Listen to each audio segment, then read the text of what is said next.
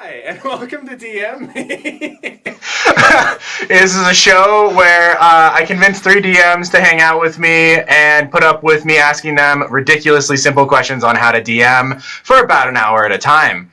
Tonight, we will be doing the basics of combat. So let's go ahead and get started with who the hell are you guys and how did you get in my studio? Well, I'm DM Casey, or Casey Trinkle, and it's called Initiative, most typically. And that's how I'm here. Oh, am I supposed to roll? Is that? Yeah. Oh god, I don't know what You're already failing. 16. Oh. Alright.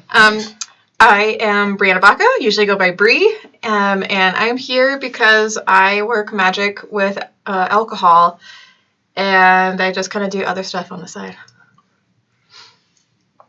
I'm Charlie Spicer. I'm your resident Grey Dog Gamer, and just kind of know you from hanging out from various other places. Yeah, you DM'd for me several times. Yes. And Casey's DM'd for me. Bree has unfortunately not DM'd for me, Ooh. but I have watched her amazing Call of Cthulhu game that is on our channel. Yes. One of my favorite one-offs we've ever done. It's now kind of in our backlog, but is one that's like stands out for me whenever I think about the one-offs we've done. Thank you. So it's great to have you. Let's let the people know what TTRPG formats have you guys played in the past. I know we answered this for Charlie and Casey in the first episode, but let's have them go briefly through that. Oh, sure. I played D&D from 3rd edition all the way up to 5th, including 4th. Pathfinder, World of Darkness, Burning Wheel, Savage Worlds, 2D20, Star Trek Modiphius, and a ton more. Yeah, I mean, it's gonna sound very similar. I mostly play in World of Darkness, Chronicles of Darkness. That was sort of my intro to TTRPG. But then quickly fell in love with Pathfinder and then other versions of Dungeons and Dragons. And I've played everything sort of in between Shadowrun, Star Wars, Savage Worlds. I mean, it just a ton of stuff. So. Awesome. Yeah. Actually, same thing. It's going to sound like that. Just all the D&D iterations, Savage Worlds, World of Darkness, Rollmaster, Champions. Nice. Big fan of Champions. Actually, name it if it came out basically between 83 and now. I've probably played it. Okay. Wow. In some way, shape, or form. Sounds good. Before we move on, which camera am I looking at? So this is your camera. That's a wide camera right there. Okay. So I guess I should introduce myself. I am Noah. I am one of the tech crew behind the scenes people here, as well as a player in Casey's game, Yet Another Adventuring Party, that airs every other Sunday, including next Sunday. If you are looking for Collide, please don't be too disappointed. We are not going to have Collide tonight, although you still get your bi-weekly dose of Brie, which I hope makes up for it. Now, let's dive into it, right? Yeah. Bring it on. All right. So, what is a combat? Broadly speaking, across all TTRPGs, if you could define what a combat is. I'd say a combat is, depending on how it's expressed in a system, it's a conflict resolution mechanic. It's some way to show that once the story gets to a point where either verbal words need to be slung or actual swords need to be thrown, that there's a mechanism for making it all even out. Okay, yeah. Yeah, I really like the word conflict resolution. Because to me, combats aren't just physical. So playing in mostly World of Darkness, it's very theater of the mind. There's no like minis or maps or anything like that. And they very much emphasize social combats. Mm-hmm. And so there are ways for your character to suffer debilitating consequences, like, getting maimed or anything like that, like in physical combat. You have just as bad, if not worse, consequences from failing social combats. Mm. And so I really like the idea that combats is anything that can be or is considered a conflict, and then sort of the resolution or the consequences of that. Yeah. Pretty much agreeing with both of those. It's also basically the way to let your players author some unmitigated violence into your plot. Yeah. I mean, there's going to be a point where basically it's like, and we're tired of all the chatting. Or as a player in one of my Champions campaigns says, less yakking, let's get to smacking.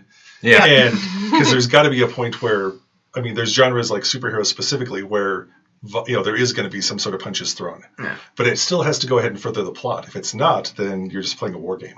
Yeah. Yeah. And then you can actually have plot in a war game. Yeah. That is very true. So with that, how much combat should you have in each session? Excuse me. And really, do you have to have combat every session? Want to start with Charlie? So Yeah, we let's can, start with flip-flop? Charlie. Yeah, Casey was like, "Oh, I'm sitting here, and you have to start with me," and then he started each Casey session. nailed it. No, Casey nailed it with a good answer in the intro, though. Yeah. But do you need to have combat? I'll actually say no. Yeah. But you do have to have something that moves the characters forward.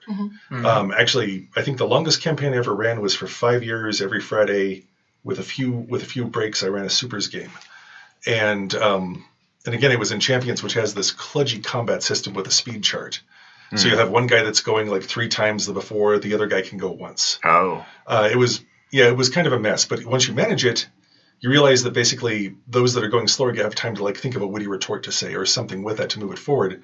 But we'd have sessions where it's just entirely, what do you do in the downtime? When your watchtower got invaded, what do you do with that? And that was the most engaging, is when basically they were talking, it's like, man, we got beat this time, or we did this, what can we do so we're not doing this?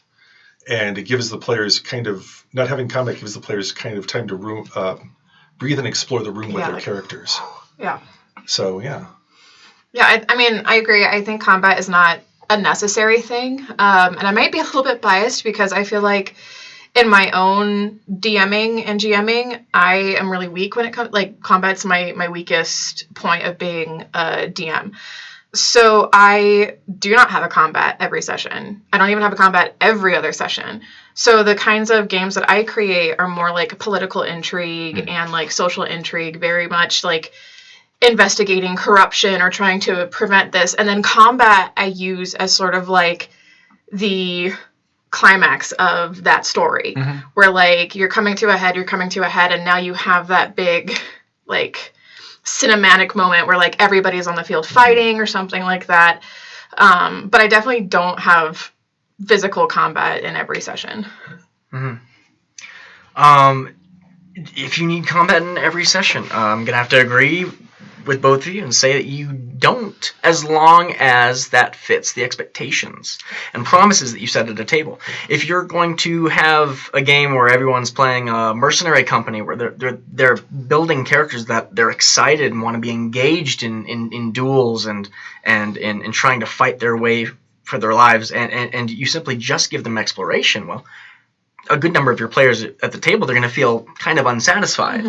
Whereas, yes, if you're running a very intrigue-focused game, if you just throw a combat in every session, then that can feel completely out of place. It can, slog it down. Yeah, it can heavily confuse the actual beats that you're wanting to focus on.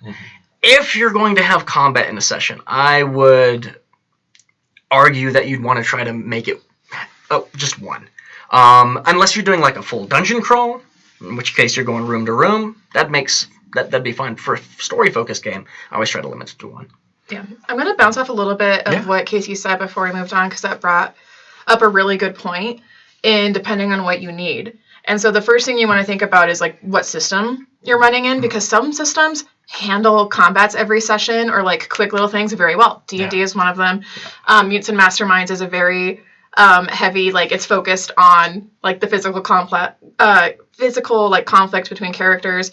But something like Degenesis, which is very, very lethal. A lot of people haven't heard of it, but it's like a very lethal, gritty, like if you've gotten into combat, you've done something wrong kind of thing. Or like something bad is going to happen for sure. Same thing, a little less with World of Darkness, but kind of on the same thing, where combat is it's very easy to die once you enter combat. Yeah. And so I think the system has to mirror your expectations of what you have at your table. Yeah, no, I'd agree with that entirely. Yeah. For some reason, when you guys mentioned like during an intrigue having a random combat, it reminded me of the episode of Breaking Bad with the fly, where he's just trying to fight the fly, and it's like, there's a combat here with a fly. So if we do have to do combat, and I say that as someone, I guess I should kind of explain this. From my point of view, I got into D&D / role-playing games because I like the role-play part of it. The combat part of it was kind of like use a little bit of combat on the side, whatever. Since I've had Charlie and Casey DM for me, I've seen some combats that were a lot more engaging, a lot more fun, and I've had a really, really good time with specific combats. I want to make my combats more like those if I'm doing them. So, first off, how do you guys structure your combats? Oh wow. Usually not much. It's find a board to put some minis on. I look up some stats for not even the stats of the creatures I'm using most of the time. Stats that I want to evoke the types of feeling that I'm having at a game. I just throw numbers at the table and expect players to. I expect their ingenuity a lot of the times to just work itself out. I love that every once in a while your advice is just get good. Yeah, it's very helpful advice. I just don't have a method. But no, it's a really good it's a really good way to approach it if you get bogged down in the details. Maybe take it more above all of see the forest through the trees. Yeah. And that would kind of be my advice is know what kind of feel you're going for the combat. Yeah. Because Charlie said earlier, because it's in a role-playing game, there has to be a reason for it to move the story forward. And so think about what is the purpose of this combat? What is the theme I'm going for with this? And you can get as nitty-gritty detail as you want or get broad picture as you want. And then I think if you know that, it's really easy to, in the moment, figure out what you want to do or plan. If you're more of a planner, then at least you have, a guide map of where you're going. Yeah. Mm-hmm. I actually fall into the school with Casey, which is basically, it's what's going to challenge my party? Mm-hmm. And you'll find that basically the more you GM, a cookie cutter layout of this many hit points, this bonus to attack, isn't going to work for a detailed party. Mm-hmm. Maybe your party is all rogues because you were a GM that said everyone can play a rogue and made that mistake. And so you were in that one. Yeah. But so there's no healers. So basically, if you're going to be dealing damage, that's going to derail the further progress of the game. Mm-hmm. But having basically sort of a mental challenge or something that's basically going to cause you to make a saving throw versus fear, that's going to be more of a challenge than say basically doing hit points. Yeah. And you structure it for that. And what's basically going to challenge them as players to be creative in combat or keep them engaged in combat, rather than just I roll, I hit it. Yeah. Which kind of basically always gets me as a GM is when you actually when you're laying out detail in combat, and then you have the player that goes, I don't know, I just hit it.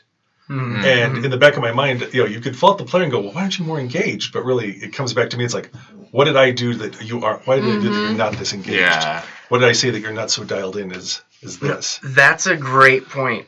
Thinking in terms of structuring, because at first I didn't think I don't really build encounters the way that the DM's guide tells you to build an encounter. Mm-hmm. But what I do is sit around and think, if I was a player, what would make me be having a great time? What would I want to be excited about?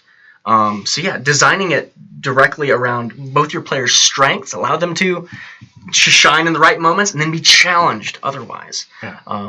There's nothing better. And then I think playing off of that a little bit, it's okay if a combat isn't tailored to everybody in the party. Mm-hmm. Yeah. Especially in something like D&D where classes are very specialized and you have the things that you can do and then this class has the things that they can do. Yeah. And there's some crossover, but for the most part you're going to have very different skill sets. Yeah. And you just have to make sure that you're balancing that from combat to combat. And so if one combat is focused mostly on going after one big monster, maybe do the next one as more of a skill challenge where the less combative characters who have more of utility skill sets can shine. Yeah. And then anything else that you can craft from there. So don't worry about making each combat fun for and equally fun for every single character. Just over the course of time, make sure you kind of hit everybody. Yes. Yeah. Gosh, doing that first thing sounds like a nightmare. Yeah. So along that line, and let's focus a little bit more specifically on D&D here because there's a lot of different ways we could talk about this. Sure. But how would you balance a combat? And we don't need to go into too much of the nitty-gritty details because we will do a how to make a homebrew episode. Oh, okay. But in broad strokes, you're trying to create a combat. How do you make sure that it's balanced for, say, a level 4 party? Cool. Honestly, do a mock combat in your head. Assume everybody rolls 10s, and then see what that does for damage. Okay. Assume basically average damage. That's a good way to, if you want to go by the strict rules, I think this was DC Heroes actually gave that bit, which is consider the average die roll, how many people would get hit, how much damage would be dealt. Mm-hmm. And then go back through and say, if I was to roll criticals for the first round on everybody, then what would that do? Mm-hmm. And so basically you've seen the worst, the average case scenario and the worst case scenario. And then say, well, how long would they last for? How many spells would they burn through? How many special abilities would they have to use? And if it's taxing on that party, figure out how long they would have to rest. Mm-hmm. Or is this where they're going to have to end for the night? Mm-hmm. Are they going to actually have to call it here and go back to town and retreat? Or can they go further? And also in your mind, is this the one fighting encounter they have, or is there going to be something else down the road? Yeah. Because if they get aced in the warm-up encounter, then basically you've made this way too long. Yeah. Yeah, I've never actually heard of that. Assume everything's 10s and crits, and I think that's fantastic for something like D&D where it's all very numbers based, and you can do kind of that math. If you're good in your head, me, I would have to do it on paper, but like you can do that kind of math, and so I've never actually heard that before. For balancing combats, I think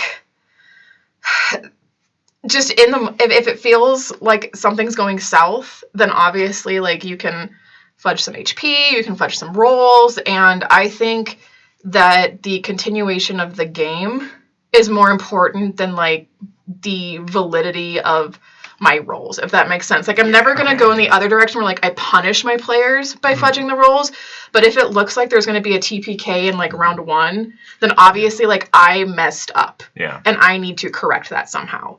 And so just being willing to like, I don't know, do that kind of in the moment fudging. I'm a fan of doing the like, okay, that's actually that was a nat 1 on their part, or like that was a 3, it didn't hit, or something, you know, like I think there's nothing wrong with that, because at the end of the day, it's not a math test, it's a game we're all playing and supposed to enjoy. Yeah, absolutely. I think there's nothing more frustrating, especially in D&D, than being a spellcaster that uses DC-based saves, and for 3 to 4 turns in a row, just hearing, nope, they succeeded.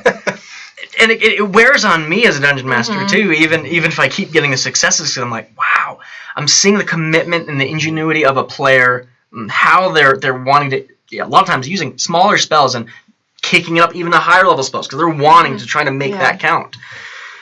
And if you just follow the dice and say no, then the dice are happy, but no one else is. Yeah. So. Can I rebuttal 2 things on there? Yeah, absolutely. One thing with a total party kill in round 1, have you thought of actually having them knocked unconscious and taken prisoner? Yeah, so there's been, I actually haven't run any D&D. I've always done off systems, like a Call of Cthulhu, World of Darkness, things like that. Respect. So I've played in lots of D&D games. But, you know, in the high lethal systems like that, I've definitely changed the consequences from flat out death to something they have to get out of. And I think that's a very good point. Yeah. If there's like no saving the party at that point, finding alternative consequences than just death might be a good way to like balance it. Yeah. I got one more off of Casey's. Have you thought of for the DC saves as a GM? If a player does a good narration for how to use a spell, giving a plus bonus or raising the. Yeah. So if like here's like I use dancing lights as basically a way to distract the foe. Is there a chance that that's going to give someone else a bonus? Or I've done a really good description for again. So full disclosure, I'm not a big D&D GM either. Yeah. I've read it a few times, but basically just raising the save like 1 or 2 points because of a description. Mm-hmm. Yeah. You know. I have not seen enough descriptiveness on spells. Right. Even when I'm a player, a lot of times that's just not in a mindset. Probably because you're looking up a page, there's a giant text block, you're trying to get through all that. So thinking how what you say exactly with it and how it looks when it pops out, that's probably the last thing that's in my mind. No, I love that idea. Yeah. Especially. I think there's nothing worse than a combat that is simply mechanical and isn't descriptive. Yeah. Description is what keeps the stakes alive in those moments. Yeah. And definitely reward it from players. Absolutely. Yeah. I think I'm gonna get flack for saying this. I found Vox Machina to be a little imperfect, but one thing it did really inspire me to do, especially as a bard, is to think of more creative ways to describe what my spells are doing, because they had to visually show bardic spells and other spells within the show, which made them have to be creative on how to visualize all of that. And so I think, like, as a player, I think that was a real benefit of watching that show and engaging a little bit more with it. And the same thing with, like, Harmon Quest when that was on, of just being able to visualize. I'm not just, like, saying, I do Mage Hand and I grab this thing, but saying, you know, I'm doing Mage Hand and it, you know, it wraps its fingers around it, and it, you know, having a little bit more description as a player to help the DM to tell the story, I think definitely was a motivation. Yeah, make magic magical. Yeah, make magic magical again. Yeah, exactly. All right, so let's move on to the next question. So what is one piece of advice that you all have for keeping combat fresh? And this can be in any system. Keeping it fresh. One main thing is I always try to use an objective. Sometimes that objective can be the evil dude needs to go down, but most of the time it's much easier to. Combat takes up a lot of time, especially if you're running a story-based game. Yeah. And when you have combat occurring where the stakes of a story are at their peak, I don't want a moment where it's just, does your math work out perfectly against their math? Yeah. Building combats that have an objective, have a manner in which players can non-mechanically interact with and challenge the situation that you set up, I think, is one of the easiest ways to keep it fresh. Yeah. Yeah. One thing that I like to do is have different sorts of resolutions. So never have a, like, set outcome in my head, right? Like, let the players dictate what's going to happen. And so if I go into a combat thinking, okay, this NPC is going to do this, and then they'll win because the players, I might as well write a book at that point. Yeah. You know? And so one thing I like to do is give sort of different options for that conflict resolution, where maybe they're fighting a very powerful ghost that can be, like, socialed down and, like, calmed down and made to be docile, where at first they jump into it because murder hobo syndrome is a thing. Yeah. But then give them little descriptors throughout the combat, being like, she looks at you and you can see a flash of, like, regret in her eyes before, you know, her pupils dilate and this rage takes over, kind of thing. And just, like, giving them those little hints of, like, if beating it to death isn't working, maybe trying something else and being open to whatever resolution they come to. Yeah. Honestly, that's something I'm struggling with, because I'm now getting to a point for GMing, and maybe that the fact this last week, this is basic comparison, I've ran 3 different games almost back to back, and it's like, I'm done. It got to a point where it's like, oh, and we're in combat. And the best thing to do, though, is basically to stop and, going off what Bree said, let your players go ahead and do that. Mm-hmm. Let them dictate it. It's like, are they going to come in guns a-blazing, or are they going to go ahead and actually turn it into a social encounter? Yeah. Mm-hmm. There's bits where, as a GM, you feel kind of like herded into a combat because of the genre. Yeah. Mm-hmm. Like if you're running Cyberpunk, it's like, well, the street gang is going to go ahead and fight you. It's like, well, hopefully a player's going to get creative and try to stand them down, and you want to give them, like, little hints. Can like they that. be bribed? Yeah. Like, you know. Or it's like, is your rep bigger than their rep? You know, do they know what you did last night at, like, at this club? Mm-hmm. And if so, if that's the case, can you stand them down? And that way you can take combat off the table and get back to the story. Mm-hmm. Yeah. So, I think also, like, from a player standpoint too, I think I've had times where if I'm playing with a new DM or GM, I'm afraid to take those chances to see whether or not you can do something else. Yeah. Because there are some DMs and GMs out there who are just like, no, this is the combat, you're doing this combat. I very quickly became not very nice to my DMs and GMs in the sense that, like, I used to think, when I first started with a lot of new DMs and GMs, I would be like, oh, but what if they don't have this thing planned out? What if we, like, skip this combat and they don't know? And now I'm just like, well, let's see what happens. That sounds like a them problem. Yeah, exactly. Yeah. But I think that knowing your DM a little bit more helps in that situation, right? But also, I think as a player, just being willing to test your GM a little bit and pushing back on them a little bit and having that confidence in each other that you both can come to that. You both can rise to that occasion. I think. Is where you find those really cool moments in games sometimes. Yeah, and keeping a combat fresh, I mean, you bring up a good point that's just good across the board for all TTRPGs is communication after the fact. Like, after you wrap things up, one of my friends called it DM aftercare, where you sit down and Nice. you talk with your players and you're like, so what did you like? What did you guys not like? What can I do to be better at something that you didn't like, and what can I bring back that you really enjoyed this session? And then you all talk about it after, because chances are you're playing with your friends. You know, and so like you should be having those conversations after the fact anyway, but especially if you've planned like a big combat or something or a big encounter, like get feedback. Yeah. That's why we as a channel always send out standardized tests about our DMs after each game. Casey's scores are okay. They're above board. Just the ways of No, Casey's scores would be great. We don't do that. just to be clear. Just to be clear, we don't. I might start doing I mean, I like bubbling Sounds things like a great in. idea. Yeah, If it's a Scantron. I'd have to get the Scantrons. Oh man, Scantrons. now I got a Scantron reader. Oh man, that needs to go in the budget. Sorry, did you guys have anything else to say about that? Keeping combats fresh. Really. The other thing was basically you mentioned leaning into your GM, trying to see what you can challenge. Yeah. Do that. Yeah. Because that's how great GMs are made, and that's how great players are made. Yeah. Is basically by saying, well, can I try to do this? And your GM will go, I don't know, can you? And then you go ahead and do the And then they ultimate do time the, buy, like- which is like, roll some dice for me. It's like, well, what dice? What? 2d6. Just roll 2d6. and behind their brains, it's like, what am I doing? What am I doing? Stall. Doesn't matter what you actually roll. Just like, But having been on both sides of that equation, it's great to see a GM. It's like how they actually determine it. It's like, what are you doing? What are you thinking of, man? yeah. And we got to see Ian do that last time on Yeah. Claude. Mm-hmm. Because there was a point Yeah, where he went off just the the, page like- and he's like, okay. That's just awesome to see. Which I don't know. Have we done that to you, Casey, yet in Yop? Oh, certainly. Okay, yeah. Just a better poker face than Ian.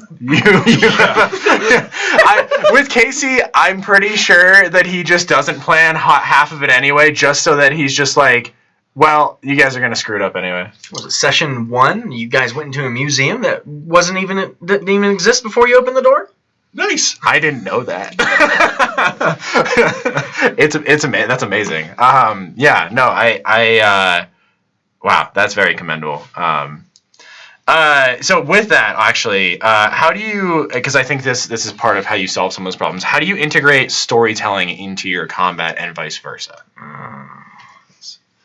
Give them a reason to fight this nemesis. Yeah. And give them a chance to actually do dialogue. Mm-hmm. That's the biggest bit. If there's a guard captain, actually have the captain call out and say something to him so they actually have a chance to go ahead and throw some insults back. Give them someone to square off against so they can actually get invested in there. Even if actually as an orc chief, basically have some like chieftains or like some, basically that are attacking, have them have a chance to basically interact with it while they're slinging blades. Like let them have a chance to tell the bad guys, you can run if you want to. Or even have the bad guys try to run. And have the heroes basically pin them there, or let them do whatever they want to on it. But give them motivation to actually be in this fight, like a named bad guy, even if it's basically just a minor name, like Boss John. That's all you need to do. Yeah. Yeah, I think that hits back on what we touched on earlier. Is have a reason for why this combat is happening, because if that's there, then it's all storytelling. Yeah. Just because it's combat doesn't mean you're no longer focusing on a story. It's just the action-packed part of the story. Right.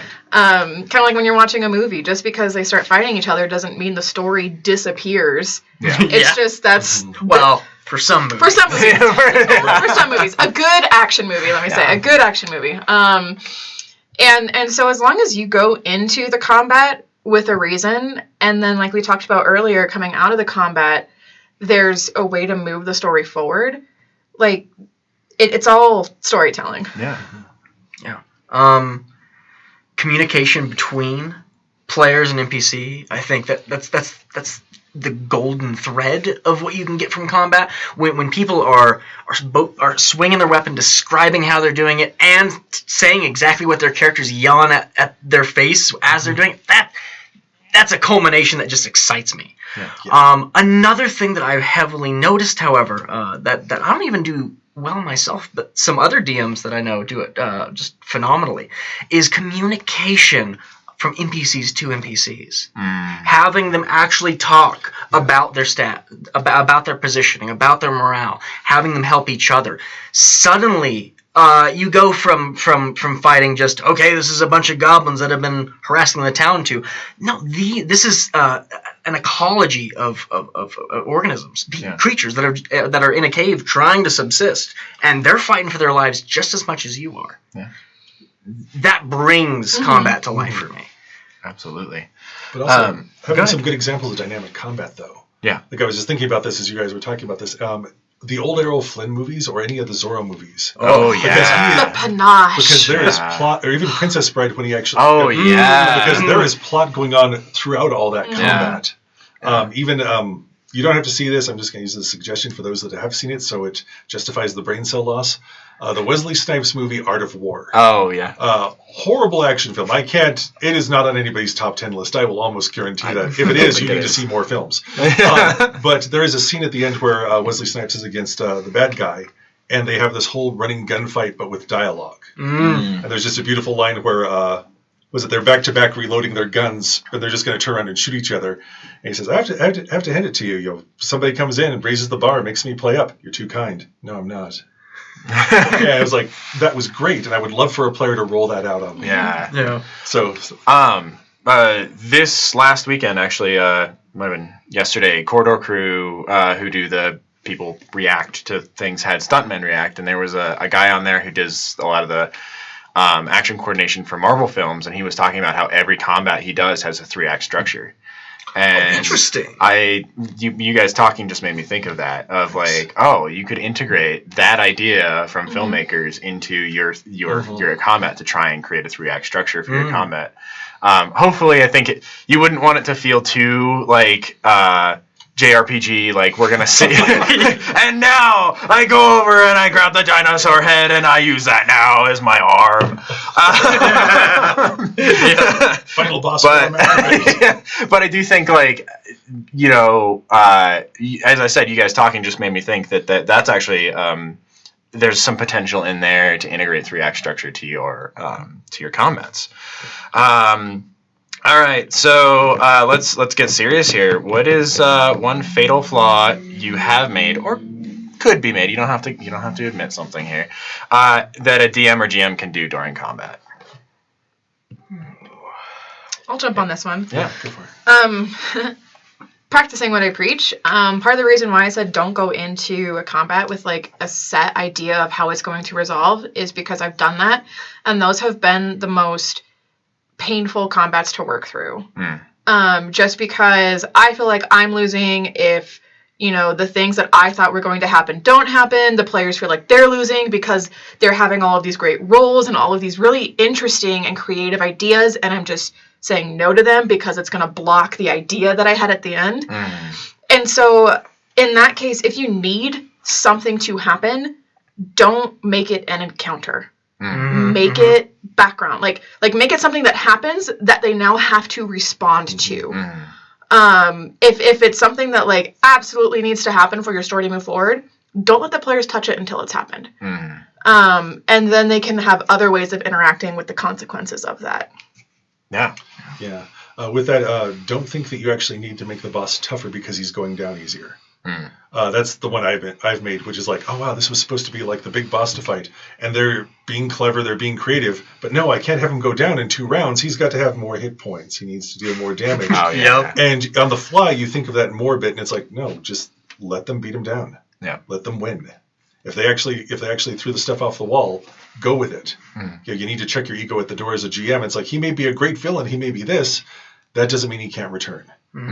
And depending on your genre, you've got everything at the disposal where he's either imprisoned, or it was a clone, or it was himself from an alternate universe, or he's secretly the player's father in disguise. But there's a whole bunch of options you have available to you.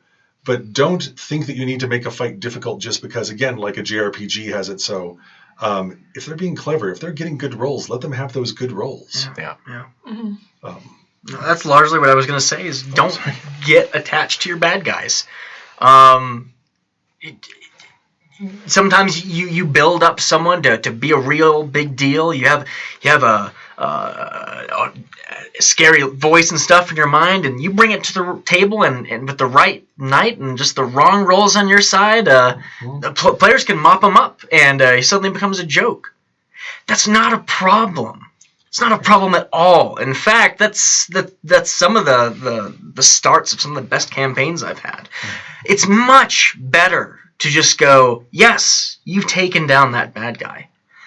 If you're wanting to be able to continue consequences or a story thread from that, then even bad guys have brothers. Yeah, they have relatives. They have other bad people associated with them that would perhaps love to use their skeleton for their own evil magical means. Don't get attached to bad guys. Let them die. You can always come up with a better one. Yeah. Along those lines, somewhat, if you are noticing that you have a player who's really struggling in combat to stay engaged, whether it's because they aren't really familiar with the format, so they're struggling to figure out what spells to use or anything like that, or they're just struggling as far as really visualizing things, how do you resolve that, particularly if it's a new player? I would say your advice. The nonlinear combat. If you have someone that's struggling, perhaps they're newer to a system, I know the weight of having a bunch of people around you that know a system far better than you do, and you just got a character sheet and you're at the table and there's spells and powers and stuff, and all you're trying to figure out is what your base attack bonus is. That can be overwhelming. Yeah. So as a dungeon master, sometimes you need to recognize that and give them the foreshadowing. Give them the idea that, there might be something weird over here that you could interact with and completely change the dynamic of how the situation is. Yeah, I love that. Again, going back to maybe after the fact, let's say you're noticing this through combat, but it's resolved. Again, having those conversations at the end of the session and just asking them hey, I notice you're having a lot of issues getting involved in combat. Is there a reason for that? Is there something I can do to help you be more engaged? But generally speaking, only a few character archetypes are going to be good at I hit it and it's dead. Yeah. And you're going to want to create combats that utilize a lot of different tool sets. And so it's up to you as a DM to realize that not every encounter has to be smash it to death. That can be a part of it. That can be a piece of the puzzle. But then sprinkling those little things in that are more utility based or CC based, and just trying to bring a dynamic sort of combat. Yeah, honestly, I've been that player. I recently got to play in a 5e campaign where I was playing a Hexblade because it sounded cool. And then not realizing that I'm way too fragile to be in the front lines, but I don't have the spells to go ahead and be in the back lines constantly. Yeah. And was getting wiped. The GM actually pulled me aside and said, so what are you wanting to do with this character? And that was kind of a cool conversation. Yeah. In my own bit of having to be a GM, there's been a few times where basically the players are looking and say, I don't know what I can do. And I'm a big fan of making cheat sheets for your players. Or having a printed out combat menu. It's you can trick, you can taunt, you can do these things. Here's the non-linear stuff. Here's the linear stuff. Here's options and anything you can think of. What have you ever seen in a good action movie? And just giving them that sort of empowerment that they don't have to, just because they're a wizard, they can't get into combat. Just because they're a bard, that doesn't mean that they can't go ahead and do something the bards unlike. I mean, but basically just scream at things. Just let them go off the wall. Yeah. And be as a GM, basically let them take those risks and let them come up with it, and give little nudges well, do you want to trick them? Do you want to taunt them? Do you want to try to shove them into somebody else? And then you see what works with them, because you'll see that Christmas tree light of idea go off. Goes, yeah, can I do that? Yeah. Can I actually, better yet, can I stand behind the one the fighter's there and try to trip it as he forces it back? Yeah. And give them invite them to basically have that I don't know, I guess improvisational aspect with combat. That would be the big thing on there. Do you? Oh, sorry. Oh no, go ahead. I have something to add on to that, but if you have a I question. just had a question as far as a potential technique that popped into my head while you guys were throwing that out. Do you think it would be crazy if you had a player that was struggling to integrate that into some role playing and be like, you meet somebody of your class who is more experienced than you, and they kind of tell you like, oh, these are the things that I do integrated within role playing. Do you think that's I mean, if it fits, I don't see a problem with that. I mean, if somebody's really into the role play aspects of something and just needs a little push, absolutely. I mean, you're going to know your table and your players best.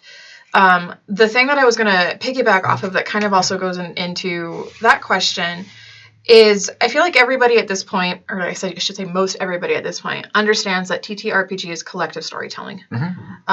You are all participating in a narrative. It is not DM versus players. That's very like old school, and I feel like most people have gotten away from that. But for some reason, when it comes to combat, it's really easy to get sucked back into that mentality because you're actively rolling and playing and puppeting NPCs that are trying to kill the players.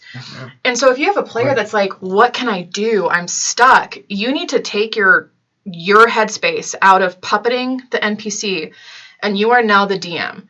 You are meant to like, okay, let's go into it. What are your stats? What spell slots do you have left? What abilities can you use right now? Okay, here's how you can interact with this combat right now. I'm going to give you these options. If you're not ready yet, you can take delayed initiative. I'll get back to you at the end of the round so you can think about it. So you're not taking their turn away, but you're still trying to help them.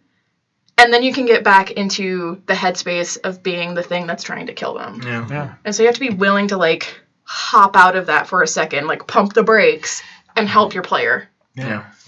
By the way, a good example of what you're talking about is in the Scroll Spells and Swords book. I think it's called Going Rogue.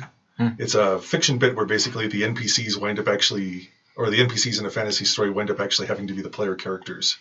And one of them is this city guardsman who finds out he's a better rogue than a fighter. But they actually have a career rogue try to teach him. Yeah. And it's a good few chapters on everything she does to try to make him a better rogue. Yeah. And just as advice, basically, as a GM to a player, this is a good way to see it played out. Yeah. Or options you could have for that. Yeah. I love that. Drew Hayes is the author on that. Yeah, did you have something to say about the creating the NPC character? Yeah. I mean, every time I've played as a player, NPC characters are amazing. The problem is when they start to outshine the character that they're starting to mentor. If narratively, if you're going to include a mentor, they can't stay in the picture for too long. They don't. In Obi-Wan Kenobi, not there very long. One movie. Ghost otherwise. Every other mentor or guide, or especially if you just have a DM NPC that's maybe not mentoring one character, but the entire party towards like an objective or whatnot. Having them succeed in moments where they could have obviously failed is wonderful. But if they're succeeding all the time, then the spotlight's on an NPC and not the people building the game. That's a really good point. So, I mean, I've never seen a mentorship played out at a table. So I think that I'm intrigued by your idea. I would be cautious. Yeah, I appreciate that bit of caution because I think it's definitely it's something that like being too overzealous as a new DM can definitely be the place where it starts to become ego driven, right? And I don't want to get to the point where it's ego driven, even though I have a very big ego, so you get all of mileage. Yeah. As I said in the first episode, I'm trying to learn how to do this so I can be God. That's we're here to help. Okay, so we already went over this a little bit, but honestly, do you guys fudge rolls sometimes for the sake of story? You know my answer. I already said yes. Yeah. But I will give the caveat again, just to be clear, that like I won't fudge them to hurt the players. Yeah. It's always if I feel like I've made a mistake and made something too hard, then I'll give them a little bit of help. I will try other ways of doing that first. So being like, if it's outside of combat and they're trying to find clues, like I said, I run very intrigue heavy things. And so if they're just having trouble putting the pieces of the puzzle together, I'll prompt them for rolls. I'll be like, okay, you actually see this over here that leads you to believe maybe if you look in this room over there, you might find something. And so I always try and like lead them to it first without just straight fudging the things or being like, oh, they actually needed to get a 15 instead of a 14 on that investigation roll. I'll be like, close enough. I need it to move forward. Like, let's just give it to them. I plead the fifth on the grounds it might incriminate me. No, there was this fine line that basically if your players know that you're going to fudge the rolls, then what's the risk? Yeah. If they know that you're always going to decide for them. I think every GM does, though. Because your players invest a lot of time and emotional energy in these characters, and so do you. And you kind of want to have this long story with them. And I did have this. I'm running a Deadlands Lost Colony game, which is kind of like the final act of Deadlands, and there's a way you can die and come back as something kind of benevolent. And one of the players was role-playing everything that would put her on the track for it, and she got killed. Like, I just rolled a bad guy headshot that took her outright. She was done. And the back of my mind's like, well, if the player wants to do this, and if they survive, I'll give them the chance. And it was only a 2-person game, which was kind of there. And the other person suicide bombed the bad guy. And so they're both dead. So it's like, now what do I do? It's like, well... Whoops. Yeah. So there's a point where basically you have to say, well, can I fudge something? And if so, am I doing it for, like what Bree was saying, is like, am I doing this for story or am I doing this because of, is it their action or is it consequences? Yeah. Yes. And there's a point where basically you can't leave your plot just in the hands of dice luck. Yeah. So. Yeah. So now I have to give my official answer. Yeah. I've definitely fudged things for the necessity mostly of pacing. It's never regarding like having to when my bad guy is dying too quickly and me going, oh well, I haven't been able to show off how awesome he is yet. It's not largely for that reason. It is constantly to make sure that players feel like they're being challenged. A lot of times, sometimes, especially when D&D 5th edition, when it comes to balance, I don't tend to balance anything in my games because I don't know if it's just the players I have, but anytime I've created a balanced encounter, they wipe it easily. Because it's just the level of critical thinking. 4 people against me, I'm outmatched every time. Oh, yeah. So, I've also had been a player in games where you're fighting against an enemy that just misses you every single time. And sure, you might be the Grand Knight, you've got the best armor, you've got the best sword, but the way I see it is if you're going to have the best armor and the best sword, that's because you're wanting to be challenged by the best enemies. And sometimes if I don't see my players being challenged, then I don't see them coming alive in your game. Yeah. You don't want every one of your players to be Saitama from One Punch Man. So just a short and really sharp tweak in difficulty sometimes. Bring it right back down. And that isn't to say that I'm against giving my players consequences, because if they got themselves into that situation, then this is what you're going to get. Yeah. It's more of along the lines of if I planned something badly, that I kind of dial it back a little bit or reassess in the moment of like, whoops, my bad, you guys. Which I think it's a skill of its own altogether.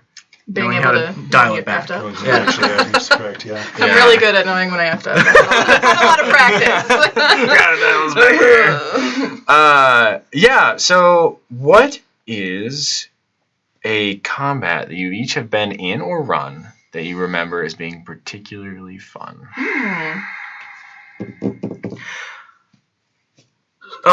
Count Strahd von Zarovich was about to bite a woman in a Ravenloft game. I wasn't the dungeon master of this. I was a player at the time, and it's Count Strahd. So I knew just for the fact that he's on the cover, there's probably nothing I could do against him. Yes.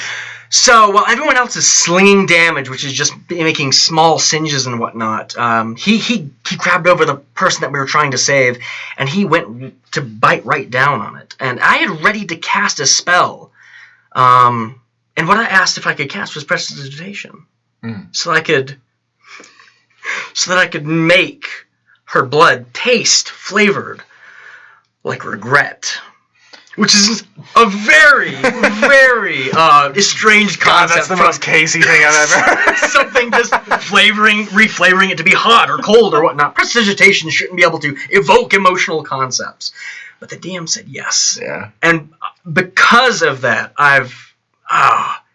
being able to have Strahd von Zarovich at least taste regret from his own actions. I love that. That keeps me going in the morning. Oh my god, That's fantastic. That's amazing. For me, the most fun that I've ever had running a combat is actually an example of the first time they ran into this big bad. It was a Doulahan. Oh. It was in a changeling game. So whenever I say changeling, I know D&Ders think of D&D changelings, but less that, more like Morgan Le Fay, Arcadia, that stuff. So I was I'm running a changeling game. And the first time they encounter this Doulahan, they wipe it. But by nature of what it is and how it was created, it didn't die fully. It just had to take some time to regenerate. And so then that gave me some time to figure out how it was going to prepare for the next fight, because now he's mad. Now it's no longer just, I'm here and I'm going to take whoever I can get. But now it's revenge. Now it's vengeance driven. And so I got to play a little bit with that. And then the next time he came, I ended up pulling a Matt Mercer and pulling out a full, terrain map, 3D terrain map for it. And I was like, I'm ready, you bitches. Let's go. And it was so satisfying because at that point, we'd been playing for 2.5 years, and so I really knew my players and the characters really well. So I was better able to tailor this to be a challenge for them. And it was so much fun seeing all of these very unique and different characters attacking this combat in different ways and going after the seeds that I'd planted for each character in that big combat and ultimately being successful. And there was some drama in there too, because one of the characters was very, very close to dying. The closest I've ever come to killing a character. And in World of Darkness, there's no such thing as resurrection. Once you're dead, you're dead.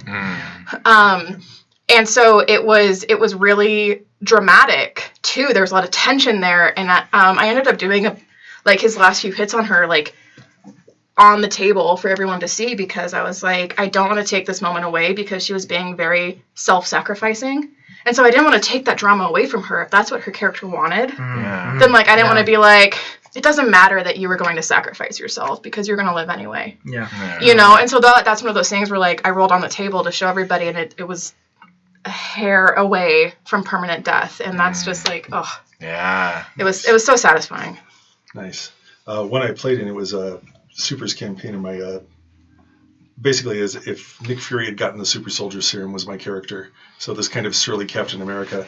And we had just gotten our butts handed to us. I think I had been knocked unconscious. Everyone was rebounding left and right. Because in Champions you can you can kind of get a second wind if you know how to play it. So I was near death and still on my feet, and I think I was the only one that was up. And I'd just been knocked out. And the bad guy said, "Surrender or you're going to die." And it just hit me. It's what do you think we came out here to do? We came out here to stop you, and if that means dying, that's what we're going to do. So are you prepared to kill all of us? Chills. And it was one of those bits, and that was the whole thing. I have never been that witty or that verbose. Nice. Or at least that timing, it was like this. And the Jim's normally you'd have to make an intimidation roll or something like that. And then Jim goes, they pause for a moment. What are you going to do? Find cover. So, I love that. Gosh, yeah. Rewarding really good RP is great Right. to do in that situation. I love that. That brought to mind a completely different one that I had run as a dungeon master. And one of my players completely shocked me. It was a dryad that had incorporated a part of Vecna into her body as safekeeping. It's a choice. Long years ago when she was an adventurer. And she was in hiding for a good while until this marching army of machines was basically going around and finding all these pieces and collecting them. So the players got to her first, and immediately she could sense their desires of them wanting this piece, this evil artifact. And she's like, I'll fight to the death to make sure that you don't have this. And their whole point was, well, there's this army that's on its way. If they get a hold of it, they'll do worse. And she went, it doesn't matter to me. I have to protect the natural cycle. And there was a part where everyone was arguing back and forth with this NPC, and one of my players stepped up and just said, then why don't you just die and give it to us? And I paused myself and said, what? And he said, well, this army's on its way. You can fight us, you can win, but there's more than them of us, and they will destroy this forest. And if they make their way through here, they're going to cause so much wreckage that it probably will not grow again. But if you simply die and trust us with this power, that army will not make its way through here. And 100 years from now, new sprouts will grow. Wow. I went, Start crying. sure. Yeah. I had the encounter built for it was a specific mechanism that as soon as combat starts, she's activating this ability, which is making people roll death saves as they're still alive, moving around. And he undercut that with just the pure logic of the being he was persuading. And I've never been prouder of something than that. Yeah, that sounds incredible. Some of my favorite combats actually have been in Yet Another Adventuring Party. So if you guys want to see that, actually, you should go back and check out Yet Another Adventuring Party. Oh, what a plug. And we will have another episode this coming Sunday as well. Particularly, some of my favorite ones were, I don't know if you count the chase sequence as a combat, but it definitely, the chase sequence was just so cinematic and fun. Fighting a particularly large goose with a particularly large boot on its head was really fun as well. And especially the first time the first time was really fun. And I think our very first encounter with with Anyface was a fun little. Completely didn't go the way I planned. We pantsed the guy. It was great. So with that, I appreciate you all being the gym leaders on my little Pokemon journey here. No worries. welcome. It's gonna be a great and fantastic journey for me as I continue to learn how to DM, and I really hope to take all of this advice back with me, and I hope our audience can take this back with them as well and learn more how to DM. And even if they're experienced folks, take a little bit of advice from you guys as far as how they can tweak things, how they can make things a little more interesting, how they can do things new this time to make things more fun for themselves. And so, I think that's that. You guys have some pluggables to plug? Dibs on Fairy Gym Leader. Oh, yeah. You are in the right color scheme. Well, dark fairy, you can, You already said my stuff. Casey, you can't find him except for here because we have an exclusive contract with him. That's not true. Exclusive, even for me. And Charlie, I believe you have an upcoming game on this channel. A couple upcoming games. I do, actually. I've got the official Grey Dogs game, which is going to be a sword and sorcery game that will come out, I believe, next month. Yes. And then I'll be GMing a live stream of Cyberpunk with Bree. Oh, nice. Super excited. And you. And Noah. Emily, I'll be there. But mostly me. We're going to go with the A game. Don't worry. It will be everything you want in a Cyberpunk game. Bree, what do you have for us? I guess watch Collide. Yeah. I get to be a himbo, and it's the greatest thing in the world. If you've never played a himbo, if you've always played super smart characters, do yourself a favor. Oh, Play definitely. Jimbo. Yeah. You get to play one of the all I can awesomest pirates. Yeah. But other than Collide, I guess I make the nerdy drinks happen. Yeah. So we have a few recipes already up on YouTube. If you go to our YouTube page and search for cocktails, I'm sure the few videos that we have already will show up. And we have more. And we have more on the way. I did a shoot yesterday. Yeah. For some more drinks. So more to come. Yeah, well, thank you all for joining us. I hope you had a really great time, and I hope you enjoy the rest of your night. And Collide will be back, not next Sunday, but the Sunday after that. Yes. Thank you. Thank you, guys.